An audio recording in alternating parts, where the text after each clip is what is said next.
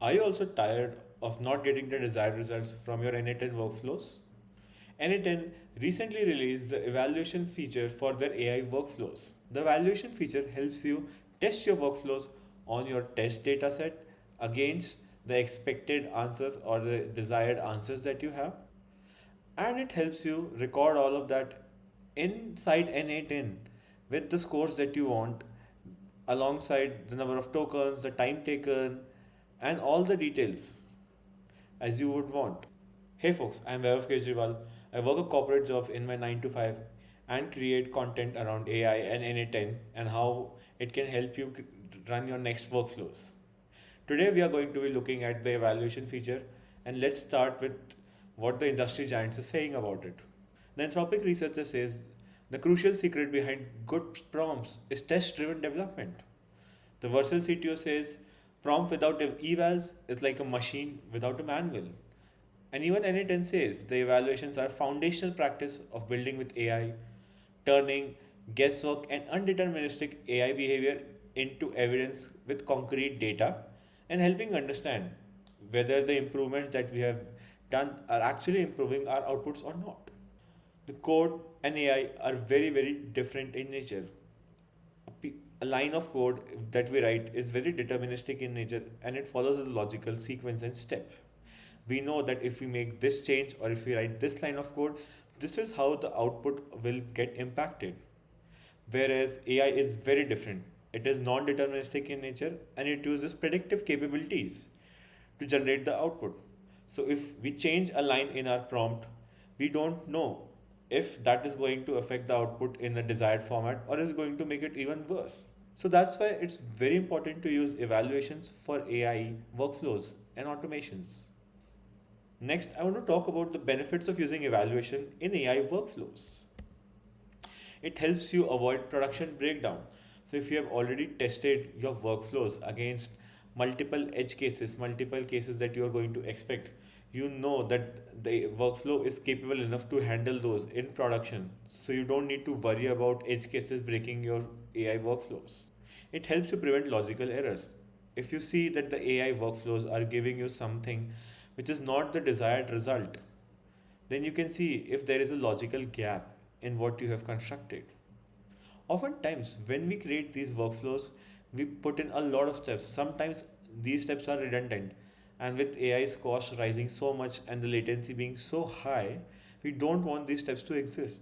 And evaluation helps us remove these wasteful or unnecessary pieces or runs. Next, it helps us anticipate all the edge cases and the failures it can cause. Imagine testing your AI workflows on a dataset which has not just the main cases but also all the edge cases that you have encountered in past. And before even pushing to production, you have tested your workflow, basis those edge cases, made the necessary improvements, and made sure they don't fail when the edge cases arrive. And lastly, it helps you improve the debugging process. It will make you faster and more efficient when trying to find out why the output is undesired and it is not behaving the way you want it to. Next, let's have a look at the evaluation feature in n8n and let's see what they have brought in for us. So I've started a new workflow from scratch and let's start with adding a trigger. As you can see, there is a trigger called on new evaluation event. So it basically runs every time you have a test data set. And currently it is restricted so that you have to store your test data in Google Sheets. Hopefully they will add more features in it where you can even upload this to n8n, but let's see what it has got now. So it's asking me to choose a document or choose my Google Sheets. So I'm going to choose the one that I created, n8n evaluation feature, and then it's asking me to choose a sheet containing the dataset. So I'm going to choose the one that I've created for this video, which is rack. And we can see there is options as well for limit rows. So if you want to just test 3 rows, 10 rows, 20 rows, we can do that. And just to give you guys an idea, here is the Google Sheets that I'm referring to. Here I've put the inputs, the expected answer. I've kept the actual answers as empty. And then we have two metrics where I score it on correctness and helpfulness. We'll just talk about it in a moment. So it was a brief about how the evaluation trigger works. Now let's see what are the different evaluation nodes that n8n has. So as you can see, it has four nodes: set inputs, set outputs, set metrics, and check if evaluating. So let's start with the set inputs one. As you can see, what we can do is add inputs here. We can decide the name of it and add a value for it. So let me rename it as set inputs. Then let's see what the set output node does. So it basically again asks us to connect with our database. I'm going to choose the same sheet and I'm going to choose the same tab. So it actually asks us to add the output after connecting it with our Google Sheet. And what it does, you get to define the output. So you can put it as actual answer or out just as output. And you can define the value that will be from your workflow. The next one is basically set metrics. So once you've defined the output that you have got, you have the option to set the metrics on which you want to evaluate your workflow. And there are different metrics. There is correctness, which is based on AI, which tells whether the answer is consistent with the reference answer. There's helpfulness, which tells whether the answer addresses the user's query or not. Then there is string similarity, where it checks two different strings, where one is your expected output and one is the AI's output, and it measures character by character whether it is similar or not, and it is a binary one, so it returns 0 and 1. Next is a categorization. It is again, if you have put in a categorization workflow, it exactly matches the reference answers and gives you a binary 1 or 0 basis whether it matches or not. Then you can also see whether it called the correct tool or not, because a lot of times we define which tool should be used for which use case, and it checks whether the use case that was in the test data set used the tool that it was supposed to use or not. And lastly, if you want, you can define your own custom metrics as well, and it then gives you that functionality. Of course, it needs a model if you use an AI based evaluation. So since we use correctness here, we have to also tell it what the expected answer and actual answer is, and we have to connect it with the model. Now lastly, we'll see the last evaluation feature: check if evaluating. This is basically like an if node, where if the workflow has started from an evaluation trigger, it will follow the evaluation branch. And if it has come from a normal trigger, the normal expected workflow trigger, it will return the normal branch. So this helps us separate out and create both our actual workflows and the evaluation workflows in the same place and test it out, so that we don't have any issues with version control and we don't make any errors while copying and pasting two different workflows. So this was the 5 nodes that we have in the evaluation feature. Let's take up an actual workflow that I have built in the past.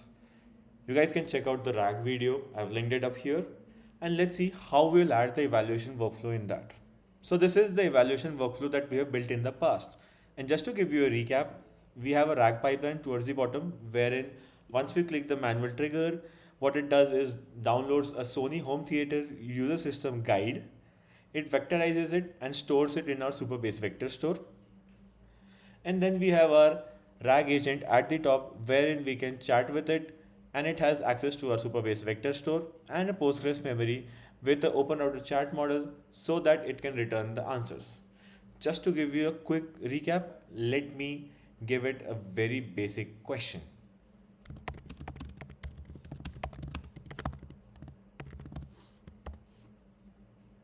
I'm just going to ask how to connect with Bluetooth, and let's see what it has got to say. Let me increase the size.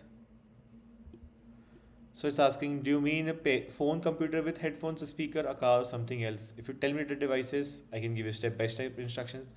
Meanwhile, here are the general steps. Turn on the Bluetooth, connect from the phone and computer, open Bluetooth settings and turn Bluetooth on. In Bluetooth settings, scan, pair new device, and so on. It is giving us the answer that it needs to do. Now, let's start building our evaluation pipeline alongside the workflow that we already have. Now, what I'm going to do is add the evaluation trigger first.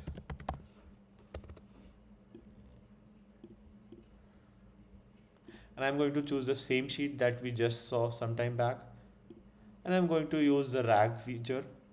And currently I'm going to limit the rows to 1 because I want to test this one out so that it doesn't run multiple times and takes up time and uses a lot of tokens. I'll set it to get test data so that whenever I look at it, I also understand what it is actually doing. Now let me just remove this sticky note. Let me just put it here. Now what we need to do is match our evaluation data with this AI agent's chat input. Now, as we see, the user message is json.chat input, and what we have got is just going to be input. So let's execute this step, and we have got this input. So this is not going to match. So to do that, I'm going to use a set node. And here I'm going to write chat input, and I'm going to use the value that we have already put in. What is the input value? Now let's execute this workflow. So it has got the data. Now it is setting the format, but it has an error. It says no session ID found in Postgres. And now we actually need to remove the Postgres one. The idea is that while creating test data, we are not going to be having multiple chats in one conversation. We are going to have one single to and fro message, and we are not going to have a thread. So it's better to remove that. So I'm going to cut this out. I'm going to rename it as match format, and then let's proceed forward. So next I'm going to add the evaluation if node that we saw a bit earlier. Check if evaluating. So this is basically an if node wherein one branch says evaluation and one branch says normal. So we need to close the loop for the normal agent. So let's just create a do nothing node on the normal side. So whenever it is not evaluating, it will basically do nothing and it will return that output. Now we want to set the evaluation feature. So we are going to set the output fields now. So I'm going to go to evaluation, and I'm going to go to set outputs. Here I'm going to connect the same sheet, and I'm going to execute this step.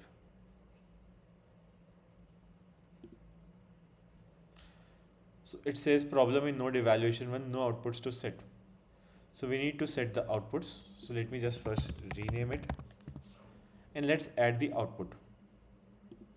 So we want to make sure we match the column header that we have in our Google Sheets. So I have this Google Sheet and I've named it as actual answer. So I'll just copy this. I'll come back here and I'll paste the name here. And for the value, I'm going to use the output. I can help a few quick questions, and I'm going to just drag and drop it here in the value field. Now this is going to set my output. Next, I want to set metrics for evaluation. So I'm going to go again into the evaluation feature. I'm going to use set metrics, and I'm going to start with correctness AI based. So here first we need to run our previous nodes so that it has an answer. So let me just run this node, and we have the output. So let me just come here, and since this is the correctness one, so we'll just write correctness here, and it asks us to give expected answer and an actual answer. So we know that the output is the actual answer that we got, and for the expected answer we go that to the get test data node that we had, and we see the expected answer. Let's just drag and drop it here. Now let's just have a look at the prompt here. So this prompt is given by n8n. I have not done anything. It gives an overview where it tells you're an expert factual evaluator assessing the accuracy of answers compared to established ground truths. It's talking about the scoring criteria. It's talking about evaluation steps, how to do it. It's telling the output format, and it's giving them a couple of examples as to what should be the input and what should be the expected output. And it's finally giving it notes. So this basically is the correctness one which we earlier talked about. It tells that the response given, is it correct given the truth or the ground reality that we have. Now we have set up the correctness feature. Let's give it a model. So let's add an open router model. So open router is basically a service where you can connect all the LMs in one go. So as you can see, we have GPT, we also have Claude's model, we also have Gemini's model, Google's Gemini models. So what I'm going to do is connect it with GPT 4.1 mini.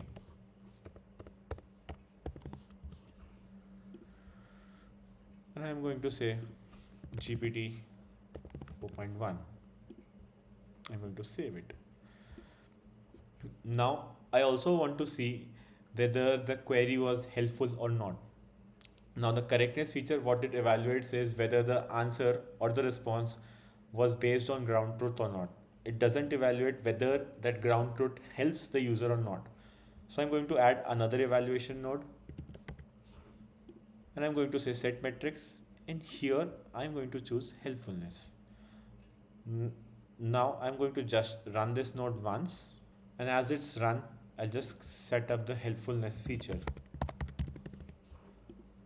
The user query will define from our get test data, which is our input. The response will come from the set output node.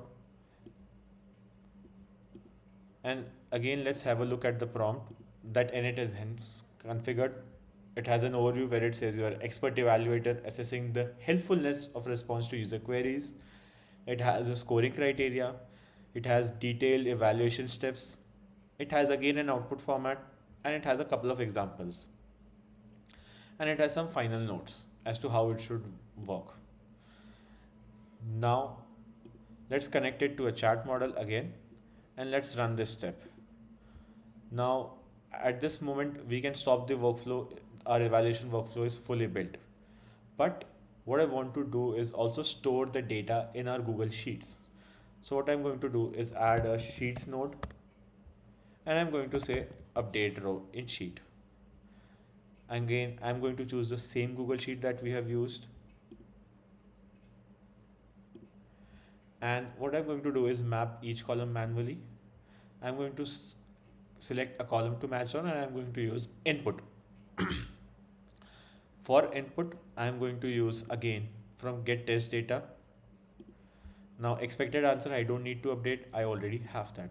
Actual answer, I do need to add. So I'll go here and I'll set the output here. For the correctness score, I'll go to the correctness node, add it here, and helpfulness score. Now as you can see, these two are different parameters. Correctness is 2, helpfulness is 5. So, and these are both important parameters that needs to be updated. So I think this is very crucial to look at all the parameters and look at a comprehensive set of metrics to evaluate your workflows. I'm going to just rename it, update output, and voila, we have built our evaluation workflow in the system. Now let me just change this from GPT-5 mini to Claude. So I've changed this to Claude Sonnet 4. And the idea is that you want the agent or the AI to work on a different model, and you want another service provider to evaluate that, because if you're using ChatGPT or Claude or Google's models for both the purposes, you may not get the best results because you want one provider to give you the response and another one to evaluate. You can also switch it back. So I'm going to just save this for now, and I'm going to execute workflow to see if it is running smoothly or not.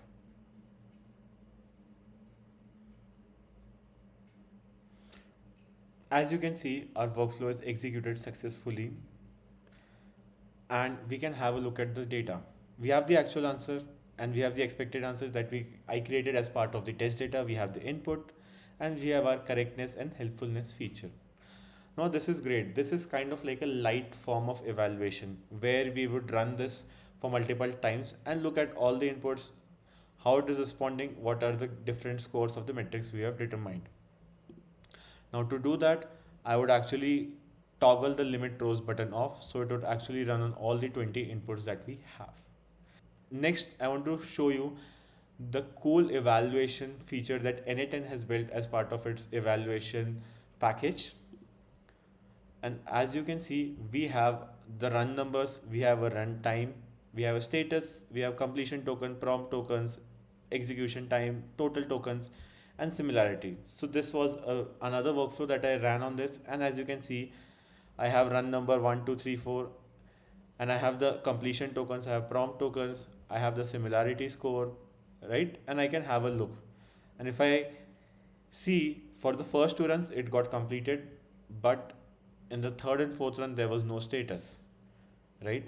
And if I click on any one of these ones, so we can also see the test cases, what was the similarity score, and what was the exact details, tokens, input, output, total, and execution time for each of the test cases in the n8n dashboard. So we can see that over time whether our scores are improving or not. And if I have to actually run the evaluation again, I'll come and click at run test. What it will do, it will run the evaluation workflow that we have just set up, and it will run it for all the 20 rows. And as you can see, currently it has 0. Now it's going to take some time. So what I am going to do is I have actually run this feature and I have tested multiple iterations. So I'm going to go and show you the dashboard that it looks like that I've created basis few runs that I did. This is the evaluation workflow that I had built earlier. And as you can see, I've done quite a few amount of runs, and it does take a lot of time. So if you look at the execution time, it's in milliseconds. So it takes about 22 to 25, 21 seconds for each run. And there are 20 runs. So it takes about 7 minutes to complete one test run. And we can see we have again input tokens, output tokens, total tokens. We have the helpfulness score and correctness score. Now these are out of 5. So we have got pretty good scores here. And as you can see, we started a bit poorly, and then we kept on improving, and we did some iterations, and we went here and there. If I can also look at the graphs, so we see we had a good jump, and then we declined, and then we again rose, and we are at a very good score now. And same for the correctness feature. We have this and we have changed it. Now what we saw in the prompts of the correctness and helpfulness feature is that the examples are not relevant to the question that we have given. So if I look at the examples, input, the cat sat on the mat, ground truth, the feline is sitting on the rug. And in the expected output, there is extended reasoning, there is a summary, and then there is a score. And again, for the second example, it is for a quick brown fox. Now, while this is good for an example, but it's not relevant to our case, and you would want the LLM to understand what is the use case you have and what are the examples for it to evaluate. So what I did is I basically ran the model by itself basis the base prompt that it has given, and then I went back and I looked at the Google sheet that I have. I looked at the answers that it is actually giving, and I looked at the scores it is giving me out. And what I did is I went and changed the examples. So for the query, I've used the one that is part of my inputs. For outputs, I have given the actual answer that the AI gave me. And then for the expected output, I removed the reasoning and I just gave the score that the AI already gave basis the prompt. And I used two scores, one is a 5 and one is a 3 scores, so that it knows the range of outputs that it has. And what happened is a jump in the evaluation score. So as you see, we saw 4.75 and 3.55, and then we saw very heavy jump 4.85 and 4.55 in correctness and helpfulness. This is after I changed the queries. And then I played around with a couple of other changes. So here we have Claude Sonnet 4 and GPT 4.1 mini. I switched those around. I even used GPT 5. I even put the same models, GPT 4.1 for both the work, right? And we got different outputs. And obviously I saw there were few errors as well while I was doing this. So it is a learning phase for everyone. And this is how you can set up and actually evaluate your n8n AI workflows before pushing them into production. Next, I want to show you what it does when you try to push it into production. So as I toggle this inactive button to active, it says workflow is active, and it gives me this nudge. Set up error notification, test reliability of AI steps, and track time saved. So the reliability of AI steps was done by the evaluation workflow we just created. For the time tracking, I just looked into the settings and I just put estimated time saved as 2 minutes for production execution. That is a assumption. You can change it basis the actual data that you have. And lastly, you can set up an error notification. So basically, if I have to do that, there is an error workflow to notify when this one errors. So currently, as you see, there is no workflow configured here. But once I do that, what I can connect it with the error workflow node, and what I can do is give a Slack message or an email message with a notification that this is an error that has happened in the production. These are the logs. This is the input. This is the error that has happened. Please do the necessary steps to rectify this. So this is the production nudge that n8n gives you when you try and activate a workflow. Just to give my final thoughts, the evaluation feature that n8n has released is really, really amazing. It helps you test your workflows basis a test data set using n8n's platform, record those in metrics, look at it over time, and it also gives you nudges when you push a workflow into production. So it is going to be a game changer. But it's not the best of the solutions as well, because as you see, even to evaluate this, we are using AI. And while we have taken measures by using Anthropic as part of our LLM for the agent and using GPT as the LLM for the evaluation metrics, but it can still make errors. And we can still not be sure because this is AI based. While this is absolutely best for simple use cases like categorization, summarization, extraction. But when we are looking at subjective metrics, it becomes a bit tricky. So you need to use it in a way that you look at the multiple suite of metrics. I have kept two for now, the correctness and helpfulness. You can also add a RAG document relevance metric wherein it looks at the document it pulled up and whether it is right and relevant document given the user query or not, right? You can also add the runtime as well. As we see in the evaluations tab, we we see the execution time was very high for this workflow. So we also need to look at latency. We also need to look at the tokens it is using, because that's what also affects our cost and our economics of using AI in our businesses.